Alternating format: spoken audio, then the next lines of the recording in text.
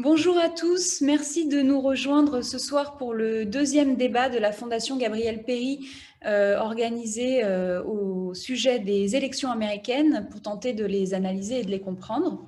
Donc, le premier débat avait eu lieu avant les élections. On avait discuté des différents enjeux qui se posaient et de ce premier mandat de Donald Trump avec Mark Kesselman qui est avec nous encore ce soir et puis avec John Mason. Et ce soir, nous sommes rejoints également par Bennett Carpenter et Marion Douzou que je vais vous présenter pour analyser cette fois les résultats de l'élection qui est derrière nous, même si les résultats continuent de se faire de faire l'objet de différentes contestations ou discussions. Donc, comme vous le savez, Joe Biden a remporté l'élection américaine et est élu 46e président des États-Unis avec une mobilisation record, presque 79 millions de voix pour lui, plus de 50% donc du vote populaire, et puis 306 grands électeurs contre seulement 232 grands électeurs pour Donald Trump. Ce qui finalement, malgré le stress et le suspense des premiers jours, tend quand même à confirmer que les sondages avaient prédit une victoire assez nette de Joe Biden. Donc, ce record de participation a eu lieu quand même dans le cadre d'une société extrêmement polarisée. Et nous allons analyser les résultats de cette élection qui, à la fois côté républicain, malgré la défaite de Donald Trump et sa non-réélection, voit quand même les républicains gagner 8 sièges à la Chambre des représentants, un poste de gouverneur, là aussi récolter un nombre record de voix, et y compris 5 millions de voix supplémentaires par rapport à l'élection 2016. Donc en ce sens, il est difficile de parler d'un échec et d'une défaite, même si l'élection en elle-même est donc gagnée par le Parti démocrate. Et en revanche, côté démocrate, certes, ils ont gagné, mais on est déjà face à des dissensions internes et des rapports de force au sein du Parti démocrate qui vont interroger sur la suite à donner dans le mouvement social et dans une politique à pouvoir appliquer par Joe Biden. Donc, on va discuter de tout ça. J'accueille pour cela donc 3 invités. Marion Douzou, qui est maîtresse de conférence à l'université Lumière Lyon 2, spécialiste du mouvement conservateur américain. Bienvenue.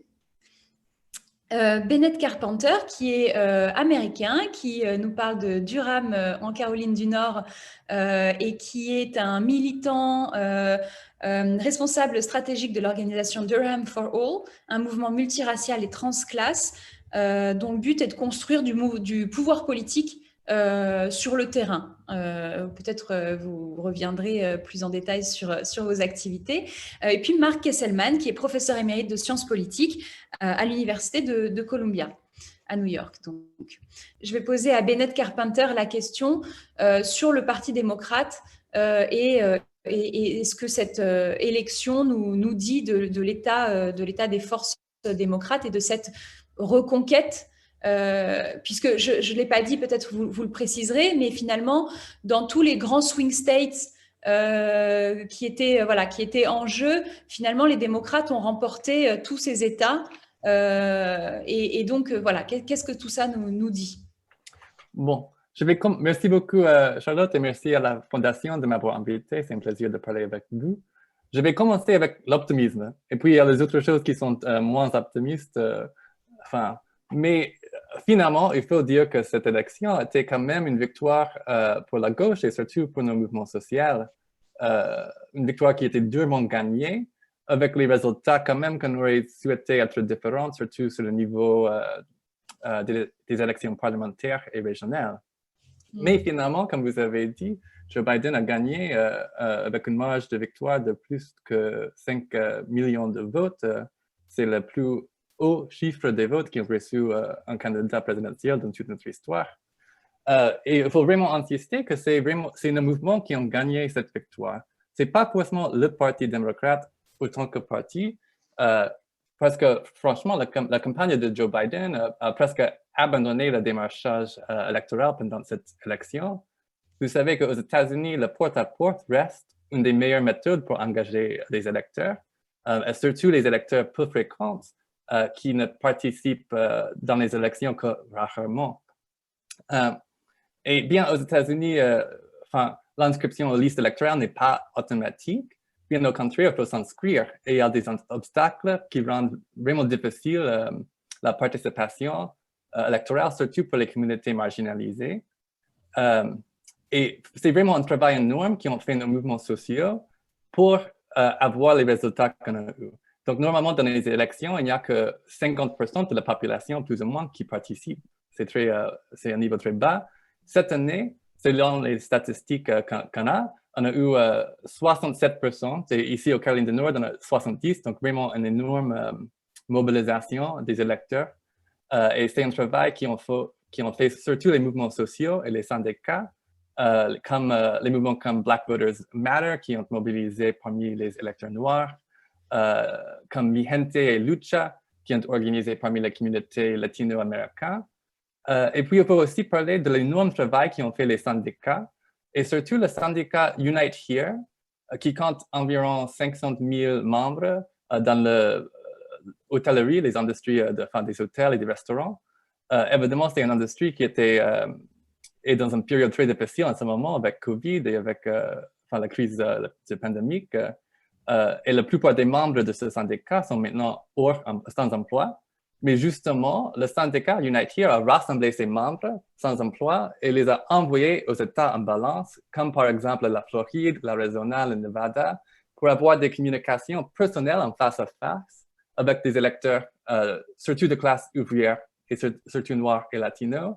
Et si on a réussi à gagner une majorité électorale dans ces États en balance, il faut vraiment insister que c'était le travail qui ont fait nos mouvements, qui ont gagné cette victoire qui était quand même...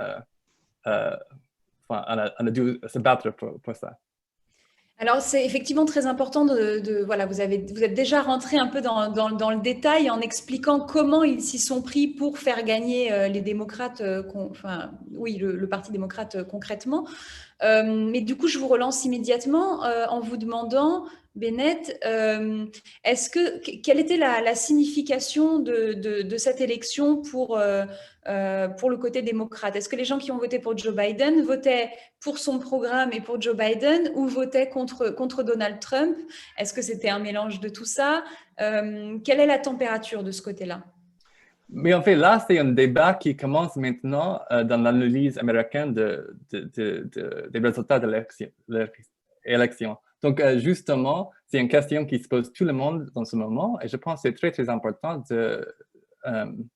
d'en analyser, car, il y a un débat maintenant qui commence entre le côté centre-gauche et le côté gauche dans la coalition démocrate.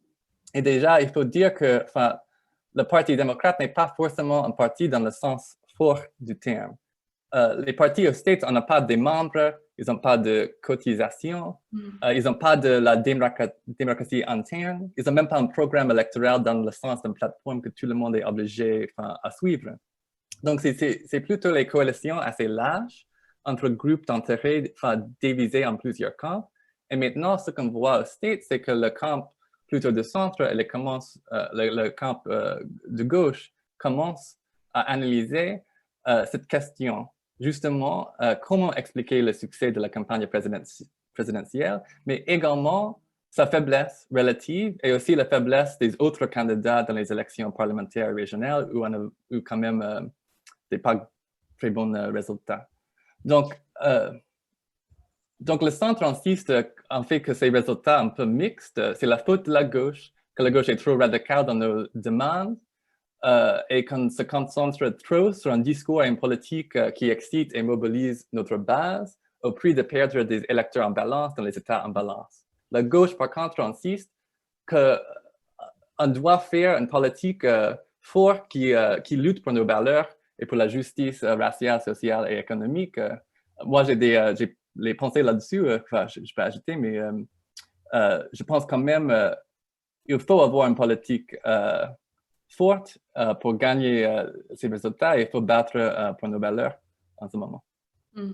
Merci beaucoup, Bennett. Ça me permet de faire la transition avec Marion. Donc, je vous posais la question de la signification avec Marion Douzou, donc la signification de l'élection, enfin, de la défaite relative donc de Donald Trump et de son inscription peut-être dans un mouvement conservateur, conservateur plus long. Et puis, peut-être aussi un élément dont on parle assez peu finalement, mais c'est qu'il a fait une bonne campagne finalement, Donald Trump. Ah, Ah, pas grave, patience, nous aurons Marion Douzou à un moment donné et son analyse.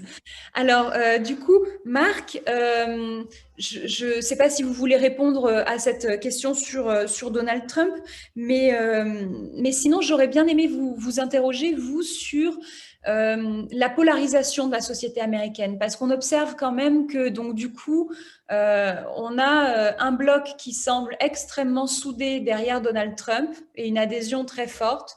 Et en même temps, on a alors un bloc à gauche qui est peut-être moins homogène, mais avec en tout cas des revendications extrêmement fortes et extrêmement déterminées, notamment sur la gauche radicale. Et est-ce que ces extrêmes, voilà, cette polarisation politique est réconciliable ou voilà, comment naviguer dans ce contexte? d'accord. Je dis quelques mots. D'abord, merci de m'inviter et j'écoute avec grand intérêt ce que Bennett a dit et j'attends aussi Marion. Je dis quelques mots sur Trump, mais j'attends qu'elle trouve le micro pour nous éclairer. Mais je suis d'accord avec toi, avec vous, Charlotte, que Trump a fait une très bonne campagne. Malgré une pandémie qui a fait des ravages de tous côtés, maintenant, ce n'est pas seulement les côtes, mais à l'intérieur des États-Unis, partout, qu'il a nié l'existence de ça, qu'il a dit des mensonges qui sont dans les, je crois, 20 ou 30 000 après le Washington Post tous les jours, une autre centaine ou deux. Malgré aussi des inégalités flagrantes, une économie qui marche très mal, avec des choses, je peux continuer, mais quand même, et malgré tout, c'était pas un grand échec, c'était un échec net, 5 millions de voix, comme Bennett a dit, et vous avez dit, Charlotte, c'est beaucoup, beaucoup. Quand même, j'insiste maintenant, je passe vers, disons, le niveau plus abstrait. Il y a deux Amériques,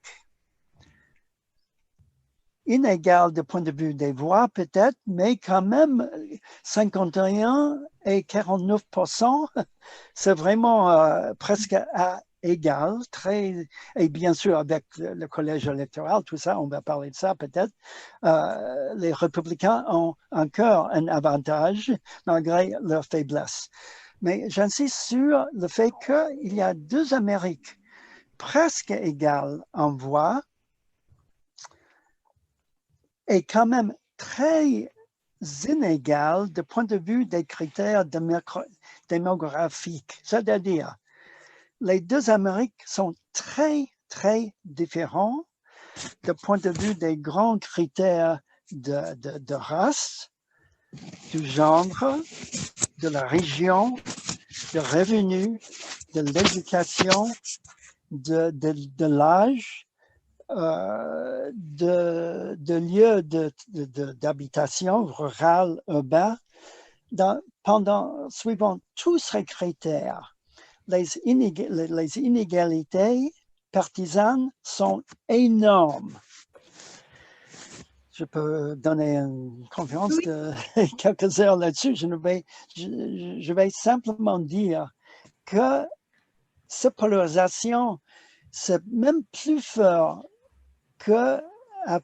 qui peut-être peut paraître en apparence, parce que à l'intérieur de ces deux blocs, ils sont tellement différents. Je ne parle pas de l'idéologie, bien sûr, ça c'est sûr. Mais qu'est-ce que ça veut dire? Pour tout dire, les États-Unis, c'est dans un état de, je ne sais pas, la crise, c'est un grand mot, mais c'est une crise d'un certain sens, de connaissance du monde, de vision de qui nous sommes, d'identité. Et ça serait, je crois, un défi que Biden n'est pas capable de surmonter. Je crois que ça va continuer et même peut-être même être accentué parce que je ne vois pas comment ça peut être, ces clivages peuvent être réconciliés. Les fidèles de Trump sont des fidèles, même qu'il ne prend pas maintenant des armes, mais ce n'est pas exclu du tout que, d'un certain sens organisé ou non, les loups solitaires, comme on dit en anglais, je ne sais pas en français, solitary wolves, ça peut arriver à tous les moments. Et comment, c'est-à-dire les données scientifiques qui paraissent aux yeux ne sont pas convaincants pour ces millions et millions de gens. On parle des cas, par exemple, des gens qui meurent du virus en disant ce virus n'existe pas. Qu'est-ce qu'on peut faire en face de ça? De l'autre côté, les inégalités sont tellement fortes aux États-Unis que je ne vois pas, même si la gauche était beaucoup plus forte qu'il est actuellement, ça peut être attaqué. Une petite statistique, et je m'arrête. On parle de l'exception américaine, l'exceptionnalisme. Il y a une exception américaine dans le plus mauvais sens actuellement.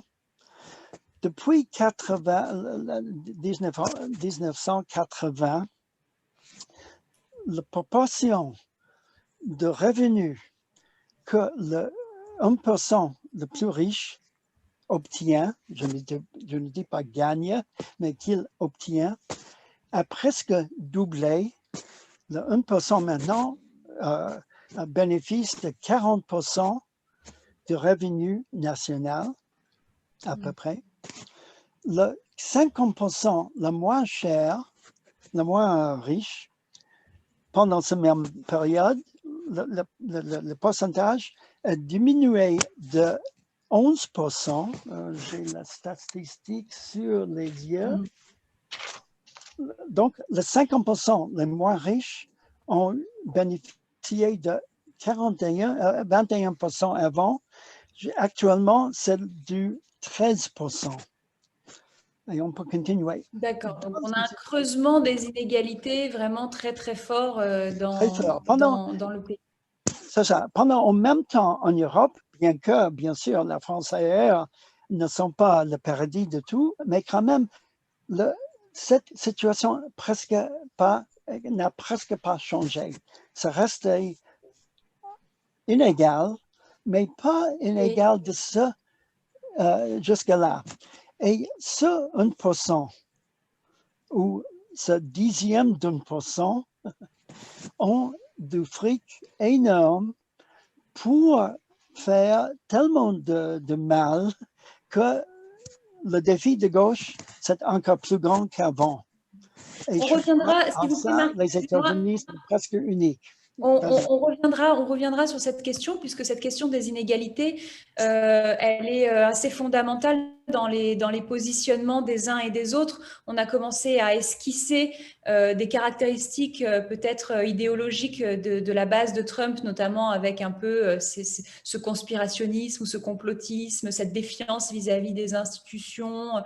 Marion Douzou nous en dira peut-être plus. Et en même temps, cette question des inégalités économiques qui était au fondement du mouvement des 99% Occupy Wall Street en 2011. Donc voilà, on voit bien que c'est au centre de ces sujets polarisants dans la société américaine.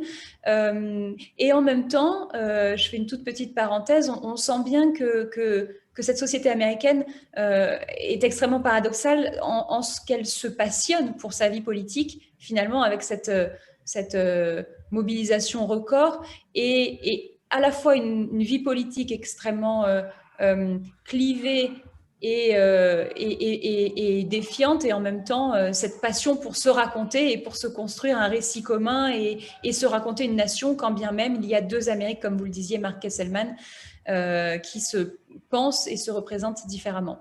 Alors, le suspense est entier. Nous allons faire un test avec Marion Douzou. Nous espérons que son micro fonctionne. Vous m'entendez? Oui, parfait. Désolée.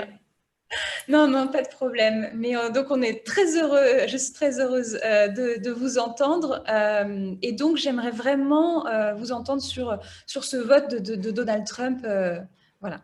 Oui, donc je pense que en effet c'est une grosse défaite pour Donald Trump parce que c'est très rare qu'un président sortant aux États-Unis perde une élection, et donc il a quand même perdu cette élection quoi qu'il en dise.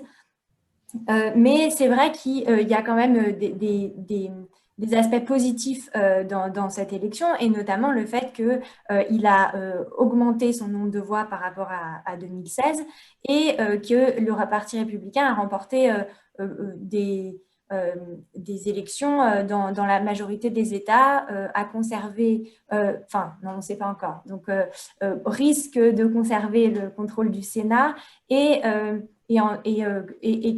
gagner du terrain à la Chambre des représentants. Donc on est quand même sur une victoire du Parti républicain assez forte. Et je pense que ce qu'il faut se dire, c'est que en fait, c'est pas si surprenant que Donald Trump fasse un bon score, parce qu'en fait, les gens qui ont voté pour lui en 2016 n'ont évidemment pas disparu, et c'était pas un vote de défiance vis-à-vis d'Hillary Clinton, c'était en fait un vote d'adhésion à un candidat qui portait un message conservateur, bien que imparfaitement conservateur à leurs yeux, mais qui allait quand même leur apporter un certain nombre de victoires, ce qu'il a d'ailleurs fait en nommant 3 juges à la Cour suprême extrêmement favorables extrêmement favorables au fait de mettre fin à l'avortement. Également, il a aussi passé une loi qui réduisait les impôts, ce qui était une autre des mesures qu'ils appelaient de leur vœu. Et dans sa gestion de la pandémie, il a privilégié la liberté, c'est-à-dire laisser éviter les confinements et laisser la liberté au commerce d'être ouvert, etc. Il a fustigé les gouverneurs démocrates qui essayaient de mettre en place des règles pour ralentir l'envolée du virus. Donc, en fait, il a quand même, quoi qu'on en dise, il a quand même rempli les attentes, satisfait les attentes des conservateurs qu'il avait élus. Oui. Et donc, effectivement, là, je rebondis sur cette notion de liberté qui est absolument fondamentale dans la psyché américaine, dans la fondation de cette nation, où la liberté individuelle prime sur toutes les autres valeurs, et notamment même sur le collectif, en fait, finalement, et sur la solidarité. Et donc, vous mentionnez, alors je reviendrai, Marion Douzou, parce que je voulais vous entendre encore plus, mais vous venez de mentionner Hillary Clinton, et donc je repasse la parole à Bennett Carpenter sur cette question. Effectivement, en 2016, on a un vote d'adhésion donc à Donald Trump, mais ce qui avait fait défaut à Hillary Clinton, finalement, c'était peut-être, je vous pose la question, ces électeurs qui ne se sont pas déplacés, ces abstentionnistes qui n'ont pas été suffisamment convaincus par elle et qui n'ont peut-être pas perçu. Est-ce que la différence, voilà, est que cette année, la perception du danger que représentait Donald Trump était suffisamment importante pour mobiliser des gens qui n'adhèrent pas forcément au programme de Joe Biden? Voilà, est-ce que on peut le comprendre comme ça? Bon, évidemment, cette année, maintenant, on a vu de fortes mobilisations des deux côtés. Donc, les électeurs pour Biden ont mobilisé dans les nombres sans précédent, mais la même chose s'est passée sur l'autre côté. Donc, en fait, c'est une croissance aux deux côtés et une polarisation qui continue. En même temps, bon, Marianne a dit que le vote de 2016 pour Trump n'était pas un vote de défiance contre Clinton. Je suis d'accord, finalement, c'est ça qu'on voit. Mais quelque part, c'était quand même un vote, je pense, de défiance contre un système politique et économique qui, quand même, a vraiment pas fonctionné pour la vaste majorité de la population américaine. Et donc, moi, je m'intéresse vraiment parce que Marc, tout à l'heure, il avait parlé des deux Amériques. Mais en fait, j'avais entendu 4 Amériques. Il y a l'Amérique de Trump et de Biden et le électeur, c'est presque 50%, 50%. Et il a parlé de cette division entre l'1% qui gagne de plus en plus de la richesse de notre pays, et puis le 99% qui en perdent, quoi. Bon, sur un niveau mathématique, ça veut dire que une partie de base électorale de Trump appartient quand même à ce 99%. Et c'est les gens qui perdent, dont les conditions deviennent de pire en pire, et qui quand même, sur un niveau paradoxal et compliqué, qu'on doit vraiment faire du travail pour comprendre, ils ont, dans leur abjection, dans leur misère, le vote de défiance, c'est un vote pour Trump, ça veut dire c'est un vote pour un candidat et une politique qui en fait contribue à cette inégalité croissante. Mais quand même, je pense quelque part, il y a là-dedans, il y a une politique de classe et de race très compliquée qu'il faut bien comprendre si on veut avoir l'espoir de changer les résultats et d'avoir des majorités plus fortes sur notre côté dans l'avenir. Alors, du coup, je reviens à Marion Douzou. En préparant cette rencontre, on a échangé au préalable et justement, on a un peu évoqué cette question des catégories qu'on a pour penser un électorat. On a beaucoup réduit l'électorat de Donald Trump à une classe ouvrière blanche, désargentée et déclassée. Or, ça ne permet pas, vous me disiez, de saisir la complexité de cet électorat conservateur. Donc, peut-être vous pourriez développer un petit peu sur cette question des catégories que nous avons pour réussir à penser un peu dans la complexité ces électorats. Et puis, la deuxième chose, peut-être revenir aussi sur, donc là, on a compris que c'était un vote d'adhésion à Donald Trump, et en 2016 et en 2020, mais dans quel prolongement historique Donald Trump et cette lignée républicaine s'inscrit-elle? Est-ce que sans Donald Trump, cette ligne-là va perdurer, avec peut-être incarnée par quelqu'un d'autre, ou est-ce que le Parti républicain est divisé sur cette question? Ça fait beaucoup de questions d'un coup. Oui. Vous avez le temps, hein, vous avez pas le temps à rattraper. D'accord. Donc, sur la question de la coalition, donc moi, j'ai fait ma thèse sur le mouvement du Tea Party en Pennsylvanie, donc un mouvement qui a conduit en partie à l'élection de Donald Trump en 2016. Et j'ai fait une enquête de terrain d'1 an auprès de ces militants qui n'étaient pas nécessairement des militants pauvres, pas éduqués. C'était aussi des militants qui gagnaient leur vie confortablement, qui avaient été à l'université, qui étaient... donc, pas tout à fait l'image que, en fait, je l'admets volontiers, j'en avais avant de commencer mon enquête de terrain. Donc ça, je crois que c'est une première clé. L'autre aspect, c'est que là, dans la coalition qui a élu qui n'a pas élu Donald Trump, qui a voté pour Donald Trump en 2020, il y a quand même un vote très fort des évangélistes qui, bien que leur nombre aille décroissant dans la société américaine, continuent à représenter à peu près 25-26% de l'électorat total. Donc, en fait, il y a une très forte mobilisation des évangélistes et qui a notamment très bien marché, auprès desquels le message de Donald Trump a très bien marché, alors pour des questions religieuses et de défense d'opposition à l'avortement, mais aussi sur des questions justement de perte de leur dominance chrétienne blanche. Et en fait, en ayant ce discours-là, mais il a su très bien parler à leur peur de perdre du terrain face à ce qu'ils voient comme des minorités religieuses et ethniques qui vont leur voler leur Amérique, pour caricaturer un tout petit peu le discours. Donc ça, je pense qu'il faut voir qu'il y a aussi ces gens-là qui font peut-être partie, qui font évidemment pas partie des 1% les plus riches, mais qui ont d'autres caractéristiques sociologiques qui expliquent peut-être un peu leur vote. Et ça m'amène à la question du vote latino pour Trump, qui a été beaucoup commenté récemment et où on a expliqué qu'on était très étonné que notamment en Floride, il y a eu un vote latino pour Trump, mais qui en fait s'explique assez bien par le fait que la catégorie latino n'est pas du tout satisfaisante, puisqu'on ne parle pas du vote blanc en général, on complexifie le vote blanc, donc en fait, il faut aussi complexifier le vote latino pour bien le comprendre. Donc, quand on regarde l'électorat latino de Floride, on se rend compte qu'il y a beaucoup de Cubains, d'Américains d'origine cubaine, qui ont émigré aux États-Unis pour fuir le régime de Fidel Castro.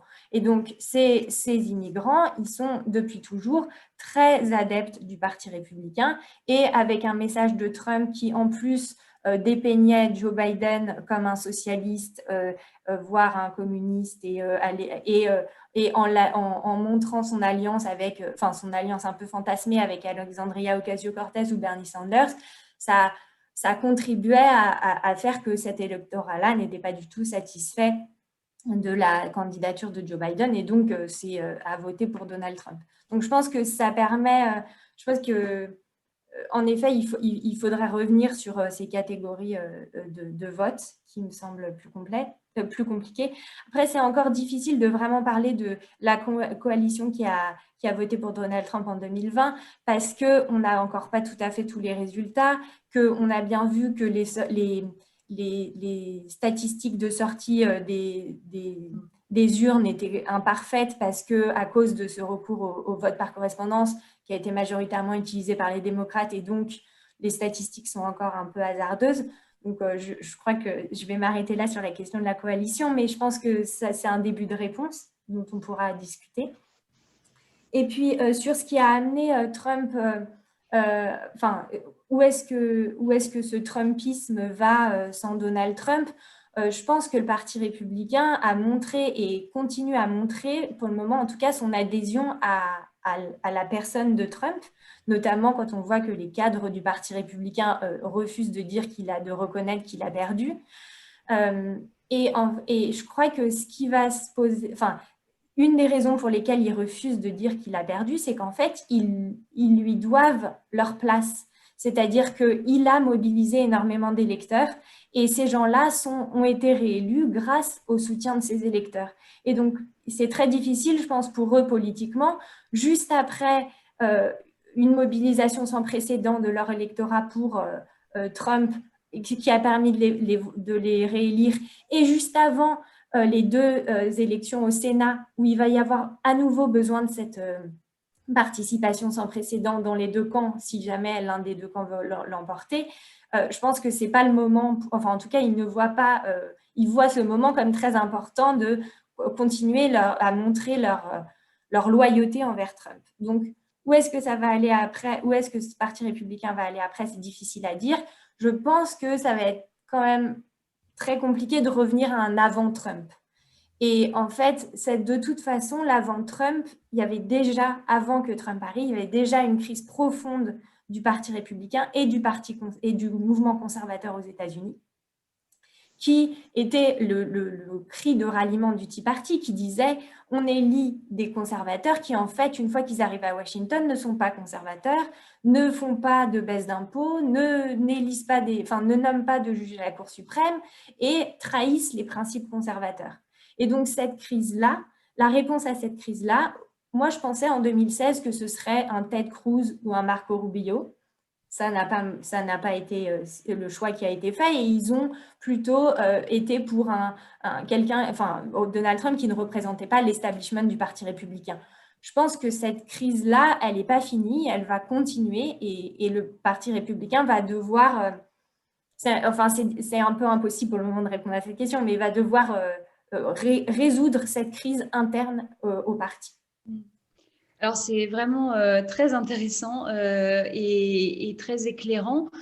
Vous dites très bien comment, en fait, finalement, ce qui se joue, c'est une lutte pour les valeurs fondamentales des États-Unis. On comprend bien que c'est des principes, vous parliez du droit à l'avortement, de la religion, de la liberté individuelle.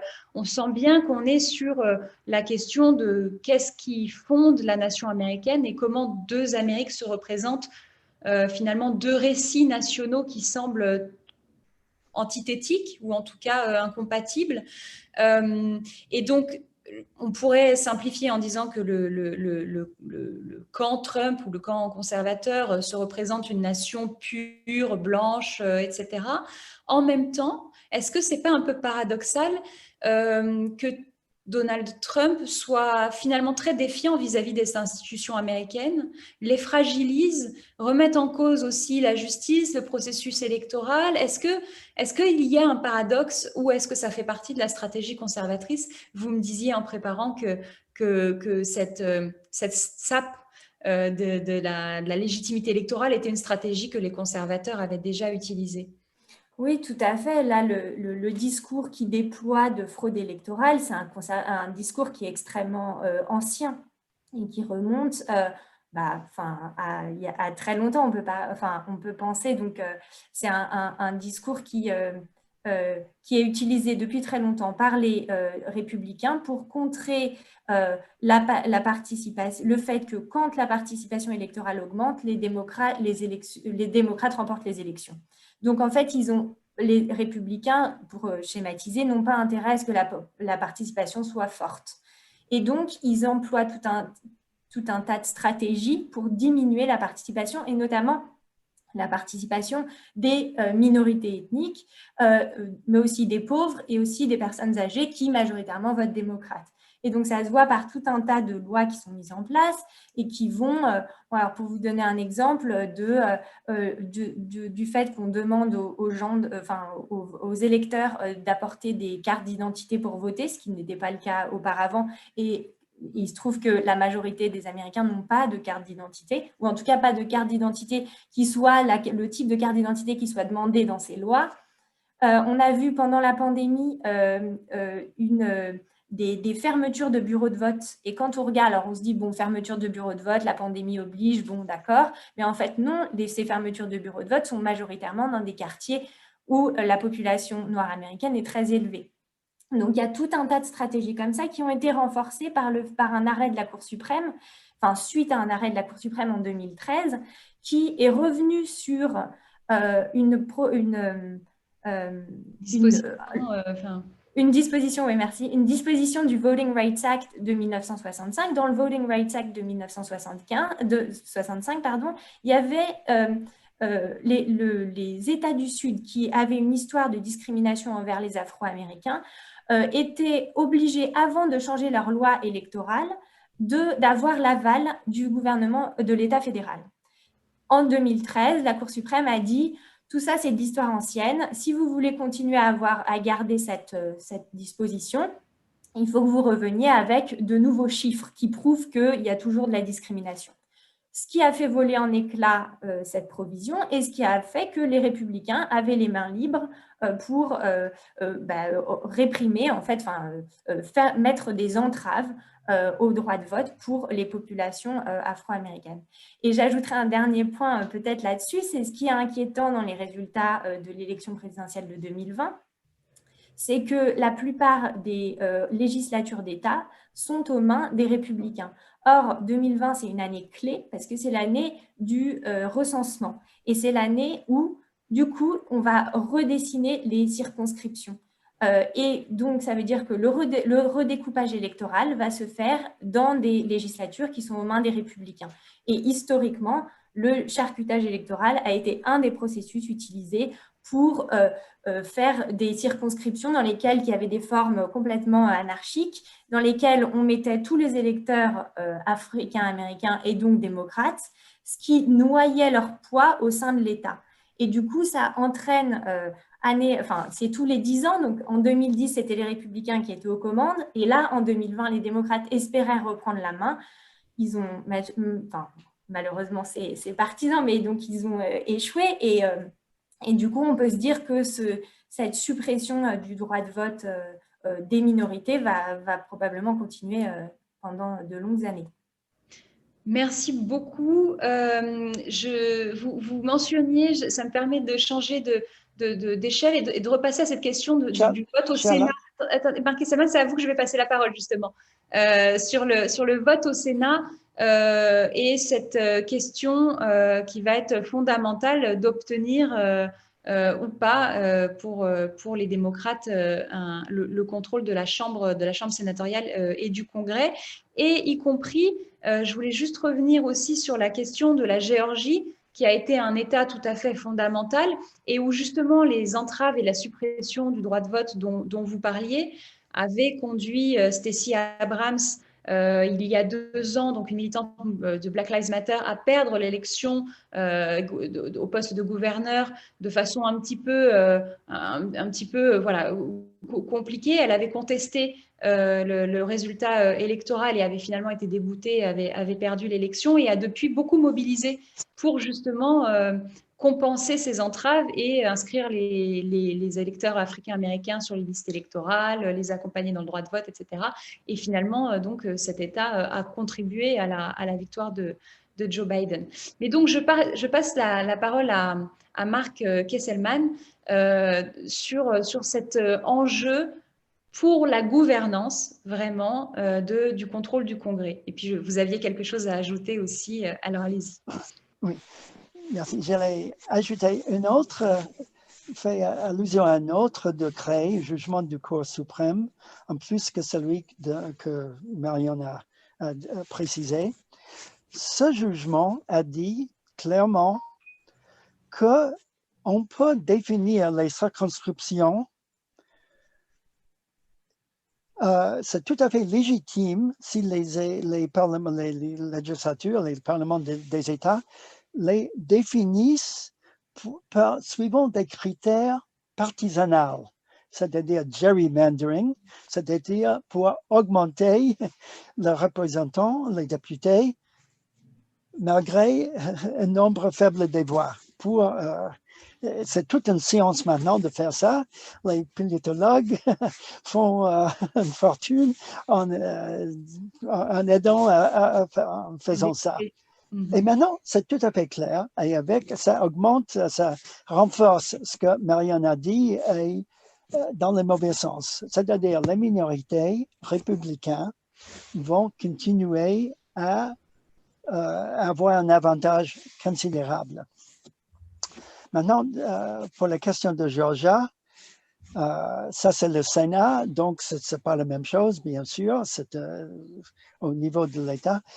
On parle maintenant de quelque chose comme 150 millions de dollars que chaque parti va dépenser dans cette élection sénatoriale. Ça dépasse tout. Je ne suis pas tellement optimiste que les démocrates vont gagner. Je crois que c'est vraiment, ça va jouer sur un fil de rasoir, mais je crois quand même, Georgia, malgré les grands efforts de Stacey Abrams, qui est vraiment l'héroïne, pas seulement à Georgia, mais ailleurs, parce qu'elle a mobilisé, pas juste au moment de l'élection, elle a commencé ça pendant des années à créer des porte-à-porte, des réseaux pour inscrire les nouveaux électeurs. Et ça fait toute la différence. Quand même, je ne crois pas que les démocrates vont gagner les 2 sièges. Ça veut dire que peut-être donc, mais ça va être 51 contre 49 au Sénat.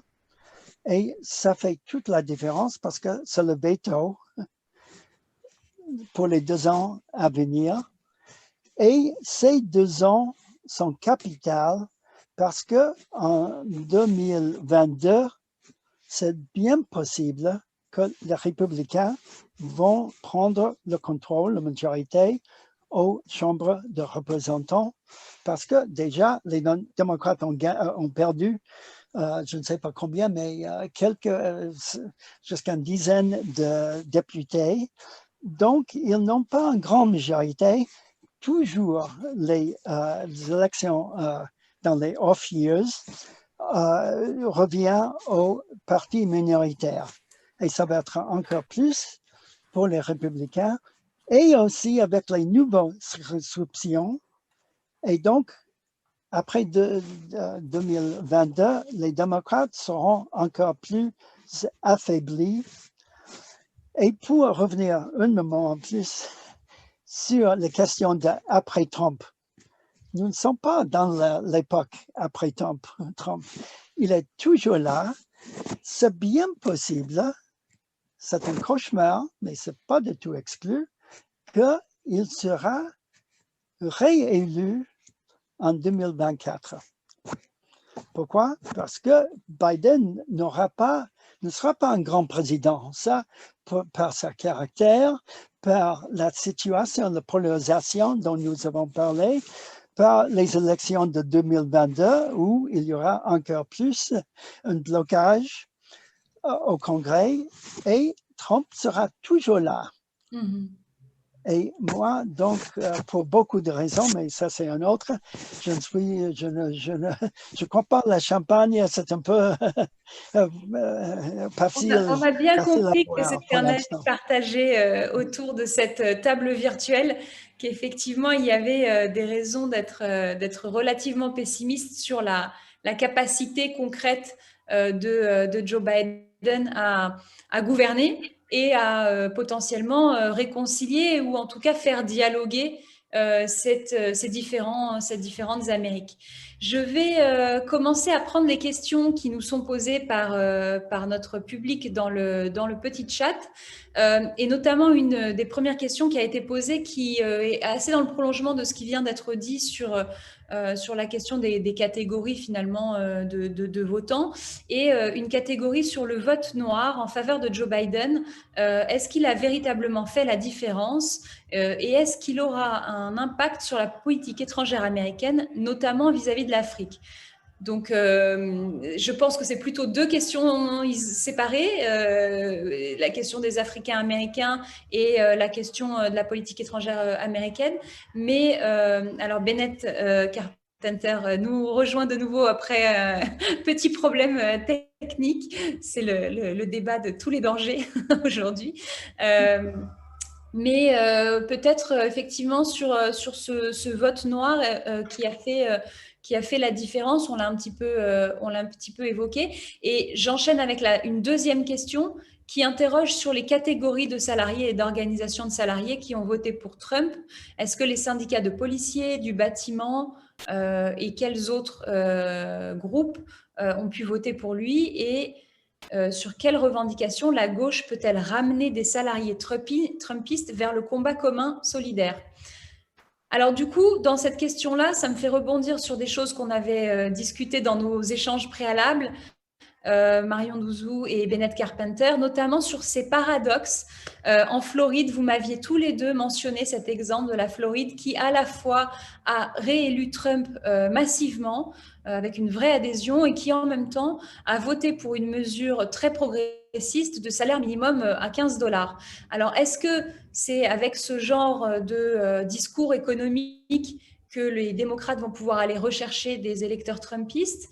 Voilà, je pense que c'est un petit peu aussi cette question-là qui est posée en filigrane dans les questions de nos spectateurs.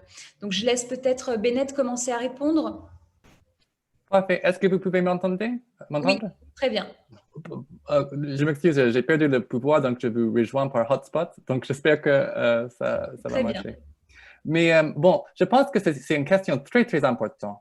Et justement, il faut vraiment pas, je pense, il faut pas exagérer la nouveauté, si je peux le dire comme ça, du phénomène de Trump et de Trumpisme. En fait, c'est une question qui date de l'origine de ce pays et de l'origine de la blanchité, comme, par ça, je veux dire l'invention du race blanche comme une construction sociale et un système de contrôle social comme ça fonctionne ici aux États-Unis.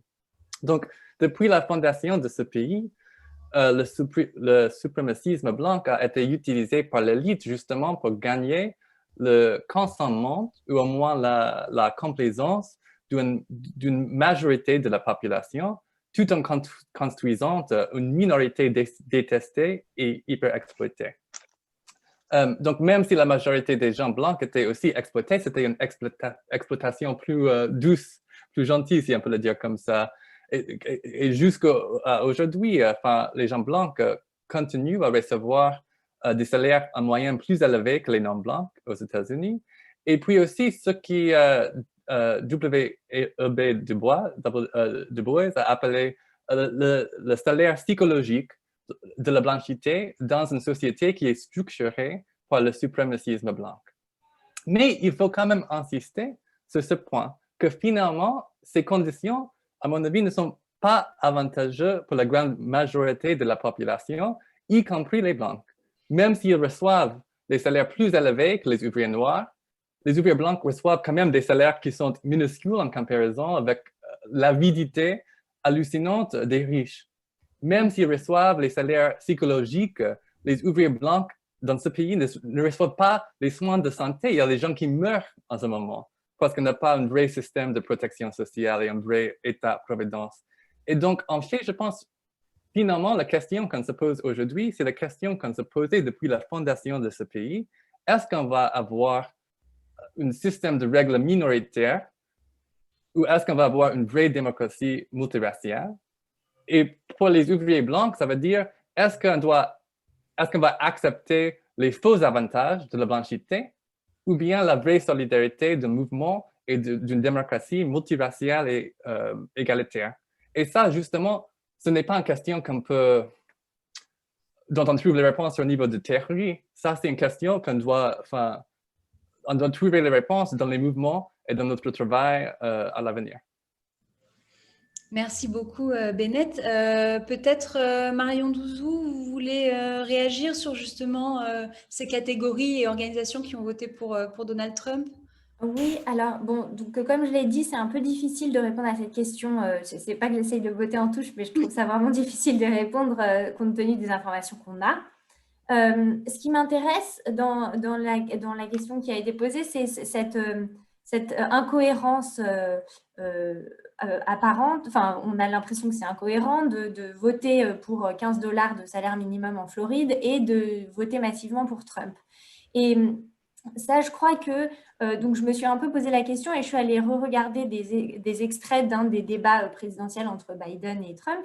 Et en fait, Trump ne dit pas qu'il n'est pas d'accord avec les $15 de salaire minimum. Il dit qu'il veut pas que enfin, il ne dit pas aussi clairement, mais en gros, c'est ça l'idée. Il dit qu'il ne veut pas que l'État fédéral mette en place un salaire minimum de $15. Donc en fait, il a une réponse extrêmement conservatrice sur ce point. Il dit c'est une question pour les États. Ce n'est pas une question pour l'État fédéral, c'est une question pour les États. Donc, le vote du salaire minimum de $15 en Floride est peut-être un peu moins incohérent que, en tout cas, j'avais l'impression qu'il l'était au début.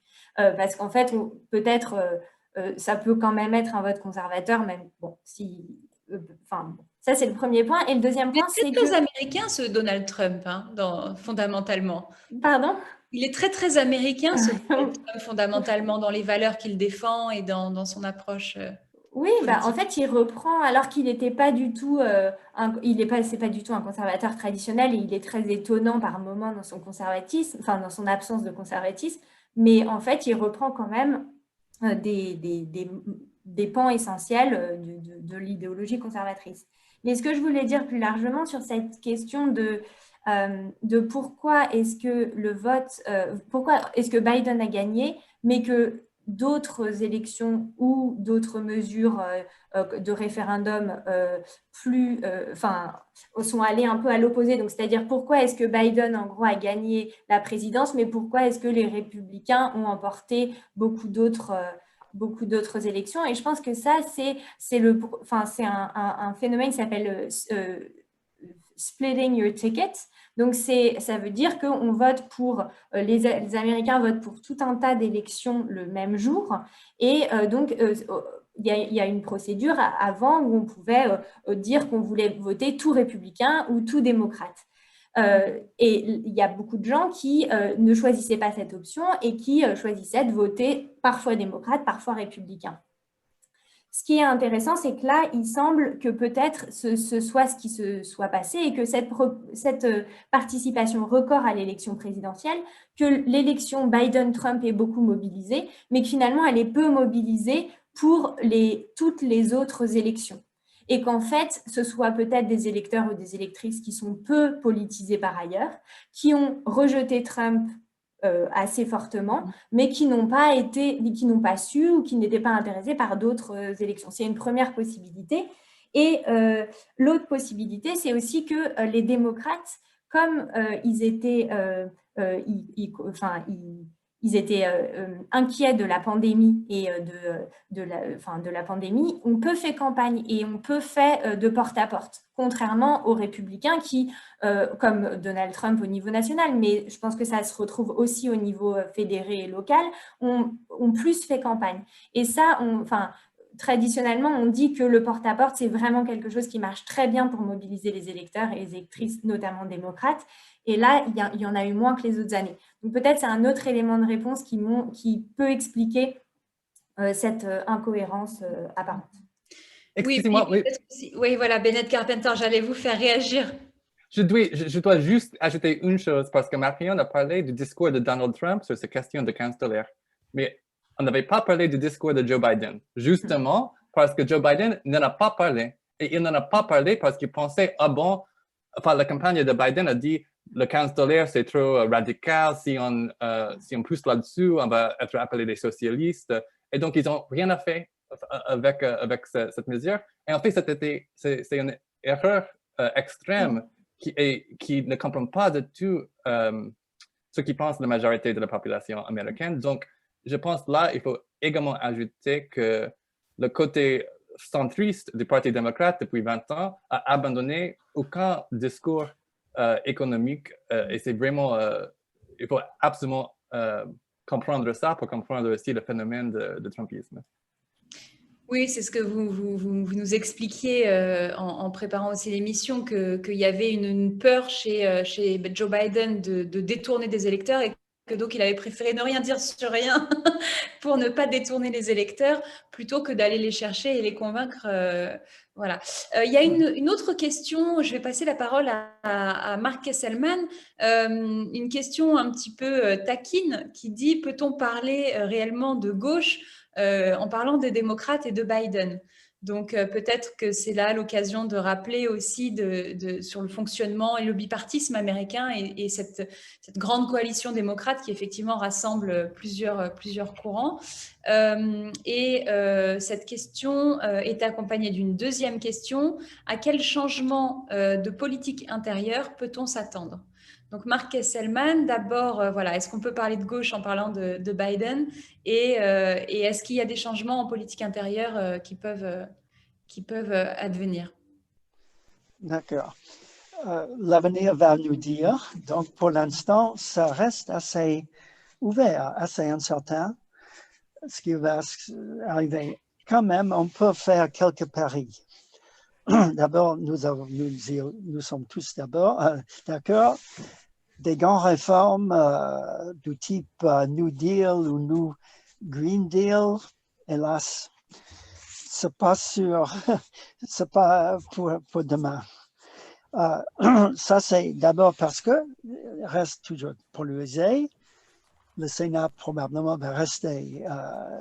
Les démocrates ne vont pas gagner. Et Biden perd sa personnalité, comme nous venons de dire, entendre, est très modéré.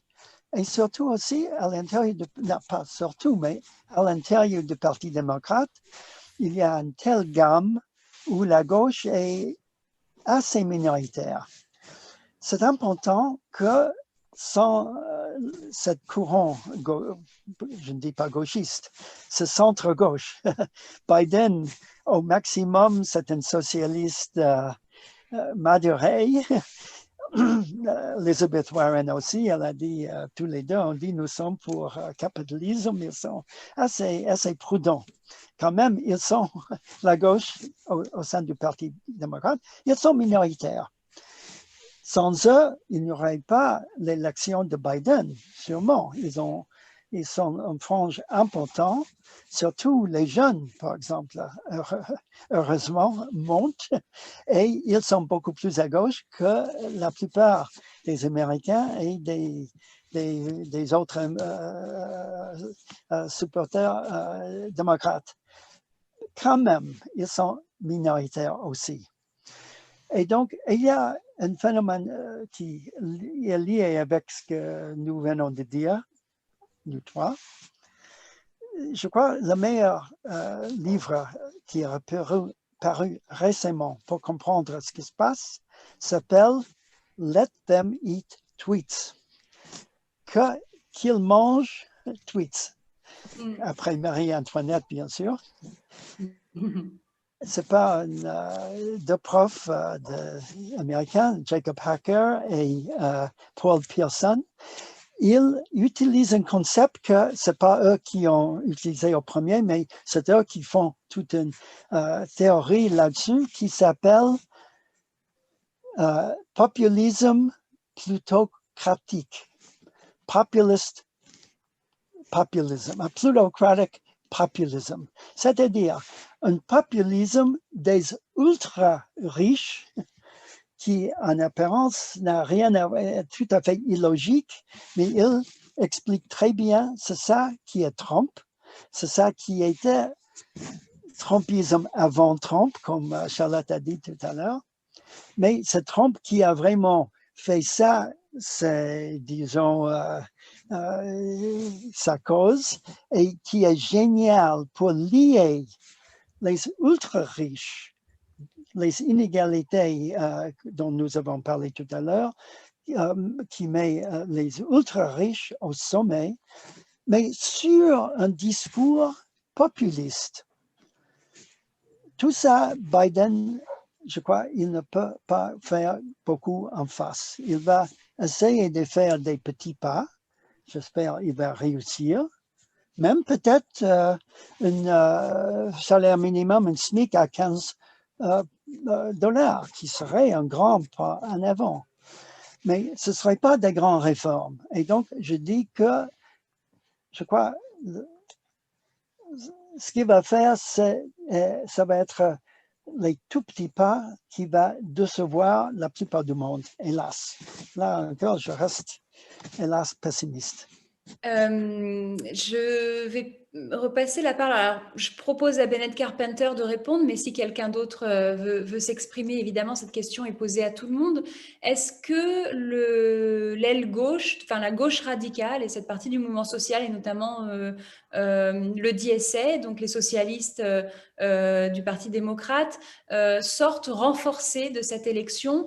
Ils ont quand même joué un rôle assez prépondérant. On a l'impression que c'est quand même eux qui donnent le ton et qui obligent le centre à se positionner à la fois un petit peu plus à gauche et qui en même temps font soit l'effet d'épouvantail, soit l'effet de pression. Mais en tout cas, on a l'impression qu'ils sont en train de gagner en puissance et peut-être de monter encore en puissance avec une jeune génération sur laquelle on imagine qu'on va devoir compter dans les années à venir. Donc voilà, quel est est-ce que cette gauche radicale sort renforcée et est-ce qu'elle peut avoir de l'influence vraiment là sur les élus et sur Biden, sur le ticket Biden-Harris pour réussir leur présidence? Justement, bon, j'ai commencé avec l'optimisme et finalement, je vais terminer avec l'optimisme aussi. Parce que je pense, enfin, Marc a parlé du populisme de droit qui représente Donald Trump. Enfin, pour lancer une provocation, peut-être, je pense qu'on peut lutter contre ça qu'avec un populisme de gauche. Il faut avoir un mouvement populaire gauchiste qui peut réussir a créé un mouvement énorme dans notre pays pour avoir une politique égalitaire, émancipatoire. Et je pense que c'est fort possible. Bon, même si je suis d'accord avec Marc que pour l'instant, dans le Parti démocrate, dans cette grande coalition, la gauche reste minoritaire. Mais on est croissante. On est vraiment, quand on regarde les dernières 8 ans, surtout, il y a des énormes victoires pour le côté gauche du Parti démocrate, surtout sur le niveau électoral. Donc, par exemple, je pense ici de Alexandria Ocasio-Cortez et des autres jeunes politiciens, surtout les politiciennes, qui maintenant ont été élus justement avec l'aide des Democratic Socialists of America. Et puis aussi, je pense, par exemple, de la campagne de Bernie Sanders, dont on n'avait pas du tout parlé pendant ce débat. Mais quand même, Bernie, ce printemps, ça semble comme longtemps maintenant, mais il gagnait 40% de votes dans les élections primaires, ce qui est incroyable. Il y a 10 ans, on n'aurait jamais imaginé qu'un soi-disant socialiste, un vrai socialiste, pouvait atteindre un tel résultat. Et je pense, et qui, en fait, c'était lui qui était vraiment à l'avance jusqu'au moment que tout le centre, toutes les institutions se sont rassemblées sur Joe Biden comme un dernier espoir pour une politique modérée qui meurt, qui est en train de mourir, qui est âgé, comme Joe Biden, excuse-moi, est âgé, qui ne représente pas le futur et l'avenir ni de l'Amérique, ni du Parti démocrate. Et donc, bon, quelquefois, je pense qu'on est déçu parce qu'on est tellement... on veut tellement avoir de succès, mais le succès, ça prend du temps. Et donc, si on a réussi à ce moment-là, après 4 ans, 8 ans, après de vraiment grandir nos mouvements de gauche et nos candidats de gauche, je pense dans les années à venir, ça va continuer, ça va être notre lutte et notre but. Et évidemment, le terrain pour les années qui viennent, c'est compliqué, mais je reste optimiste que oui, finalement, on va gagner. Oui, et puis vous me disiez de façon un petit peu humoristique en préparant la réunion, la rencontre, que de toute façon, puisque Joe Biden était déjà qualifié de socialiste par les conservateurs, quitte à être attaqué de socialiste, autant aller avec des vrais socialistes au front. Voilà. Je passe la parole peut-être à Marion Douzou, vous aviez l'air de vouloir réagir. Oui, je voulais abonder dans le sens de Marc et de Bennett, puisque en fait, quand on regarde les victoires électorales au niveau local et des référendums, il y a quand même beaucoup de candidats soutenus par DSA qui ont remporté des victoires assez fortes dans des États, des procureurs. On peut penser aussi dans l'Indiana, il y a une augmentation du financement des écoles publiques, qui est quand même une mesure très progressiste. Enfin, il y a tout un tas de mesures et de victoires qui semblent montrer qu'il y a vraiment un mouvement de fond qui se construit, mais en effet, ça prend longtemps. Le mouvement du Tea Party, si on considère qu'il a gagné avec Donald Trump, a quand même commencé en 2009, donc ça se construit sur un temps long, et avant ça, c'était depuis les années 60 qu'il y avait cette crise dans le courant conservateur, donc c'est assez long.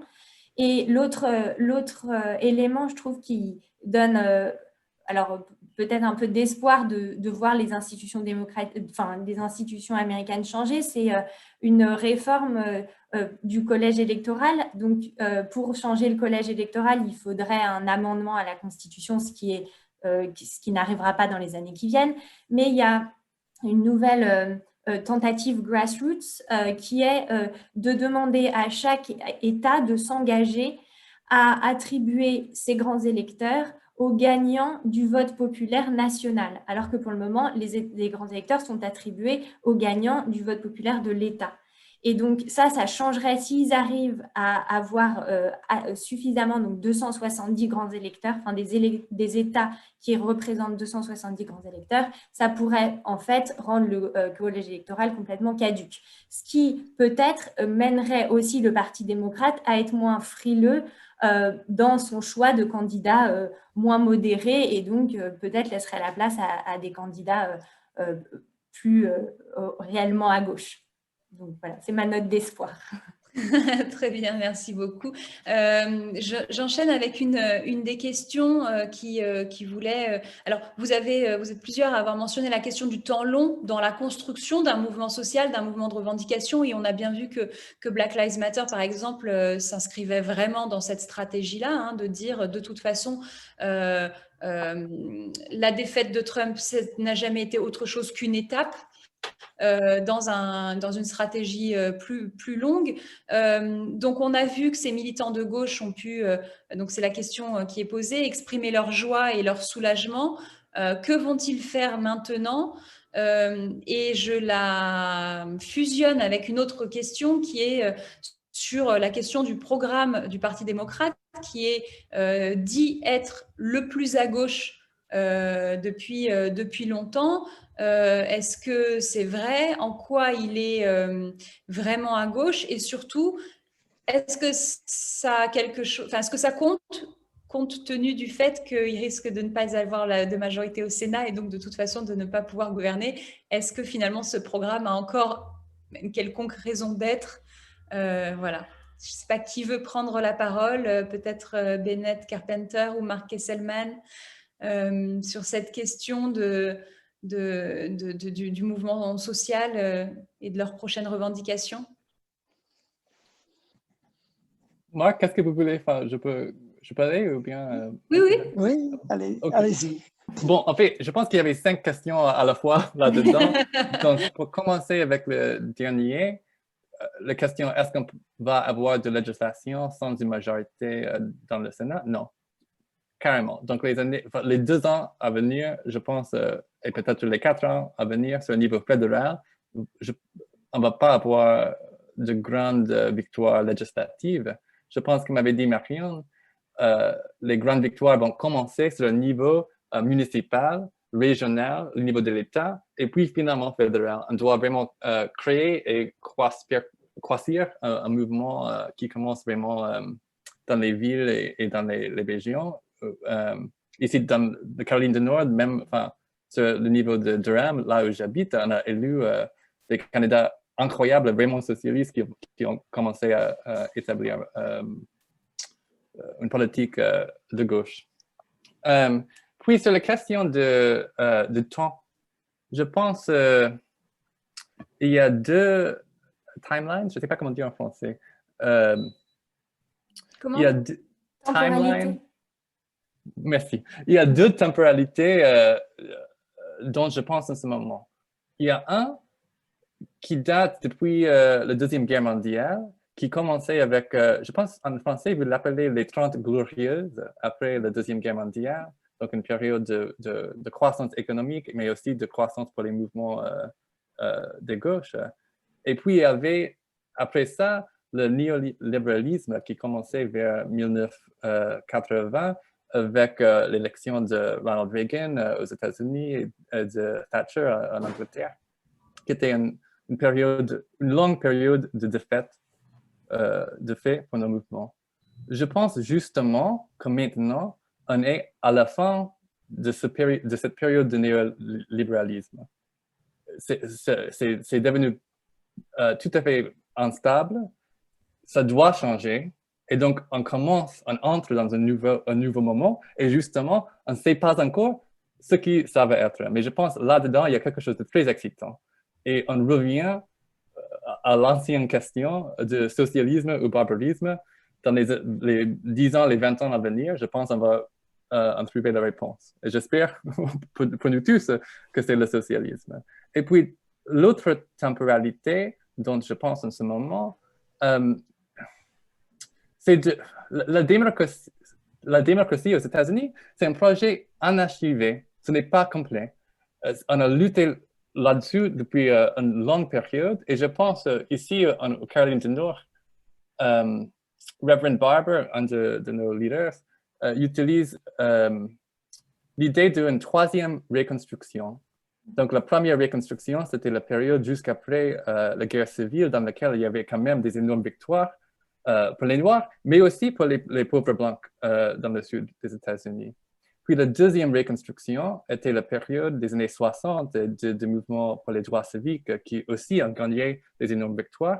Chaque fois, après ces victoires, il y avait quand même des retours en arrière. Merci beaucoup. Des retours en arrière. Je pense maintenant on est dans la période de la troisième reconstruction et c'est à nous pour achever ce projet de vraiment créer une démocratie multiraciale. Et justement, on voit toutes les possibilités et les risques de ce projet dans ce moment. Alors, merci beaucoup Bennett. Ce serait un formidable mot de la fin. Il y a toutefois une ultime question. Donc, c'est la dernière question qu'on va prendre. Et puis, je vais vous proposer de conclure cette rencontre qui a vraiment été passionnante. Je vous remercie déjà par anticipation chacun.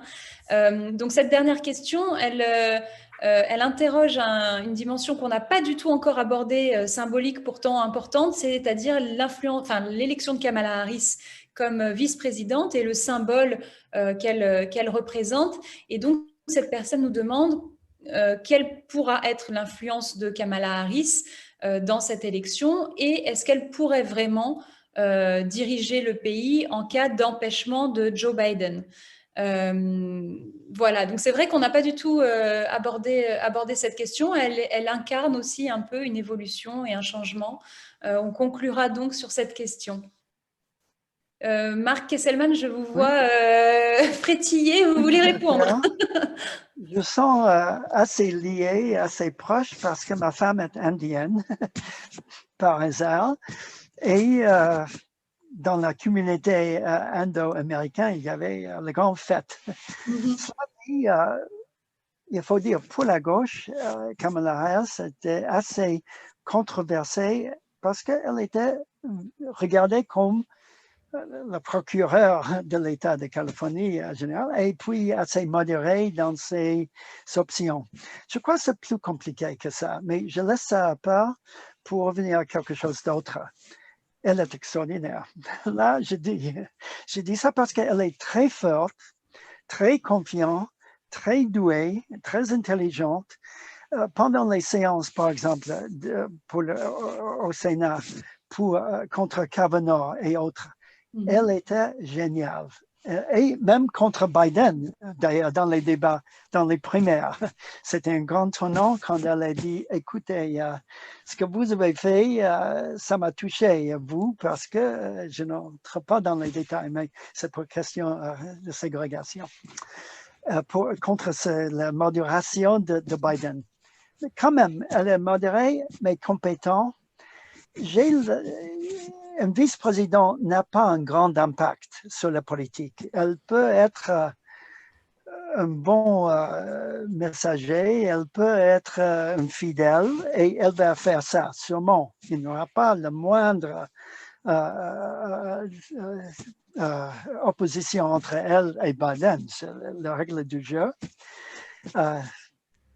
Quand même, elle peut très bien être président ou bien avant 24, parce que après tout, et puis en général, un vice-président a beaucoup de chances de se représenter et d'être élu ensuite.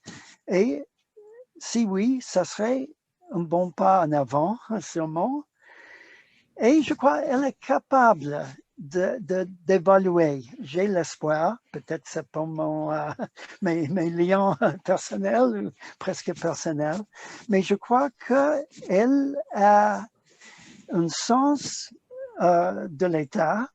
Elle a un sens aussi que j'ai appris par d'autres qui connaissent ce qu'elle a fait en Californie. Comme procureur, elle n'était pas le plus, disons, à droite. Elle a eu un bon sens de la justice disons, quand il y avait des choses qui n'allaient pas, elle a marché dans le bon sens. Et donc, j'ai l'espoir. En tout cas, je suis bien d'accord avec l'idée qu'elle a dit quand elle a fait son discours au début de l'inauguration, de nomination. Je suis le premier, mais je ne serai pas la dernière. Et je suis très, très content de ça. Eh bien, c'est formidable. On va donc terminer sur une note positive et optimiste. Je vous remercie vraiment sincèrement, infiniment, chacun d'entre vous, Marc Kesselman, Bennett Carpenter et Marion Douzou, pour vos éclairages extrêmement précieux et pertinents. Vous retrouverez ce débat sur le site de la Fondation Gabriel Péri et sur YouTube, sur la page YouTube de la Fondation Gabriel Péri. Il circulera sans doute aussi également sur leurs réseaux sociaux, sur Facebook, etc. Et puis, nous nous retrouverons prochainement peut-être pour d'autres débriefings et analyses de cette vie politique américaine. Merci à tous. Je vous souhaite une excellente soirée et à bientôt. Merci beaucoup. Merci beaucoup. Merci.